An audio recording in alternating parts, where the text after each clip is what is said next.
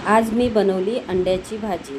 गॅसवरती कढई ठेवली, त्यामध्ये तेल टाकले, 2 मोठे कांदे बारीक चिरून घातले। कांदे तेलात छान गुलाबी होईपर्यंत परतून घेतले। त्यामध्ये आलं लसणाची पेस्ट घातली, ती पण तेलामध्ये छान परतवून घेतली। त्यामध्ये एक मोठा टोमॅटो बारीक चिरून घातला आणि तेलामध्ये परतवून घेतला।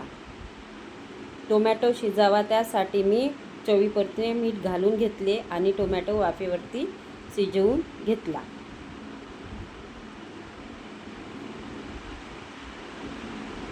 टोमॅटो छान तेलात शिजल्यानंतर त्यामध्ये मसाले घालून घेतले। हळद, लाल तिखट, धने पावडर, जिरे पावडर आणि गरम मसाला घालून मसाले छान तेलात परतून घेतले। त्यामध्ये 2 हिरवी मिरची उभी कट करून टाकली आणि कसुरी मेथी क्रश करून घेतली।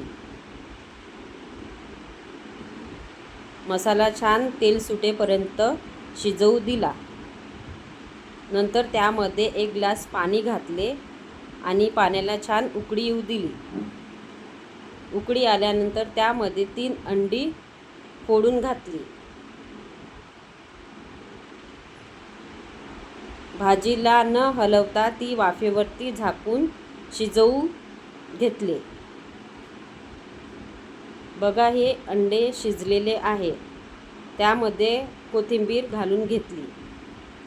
अशी ही आपली अंडा फाट रेसिपी तयार आहे। तुम्हाला ही रेसिपी आवडली असेल तर चॅनलला लाईक करा, सबस्क्राईब करा आणि कमेंट करायला विसरू नका। धन्यवाद।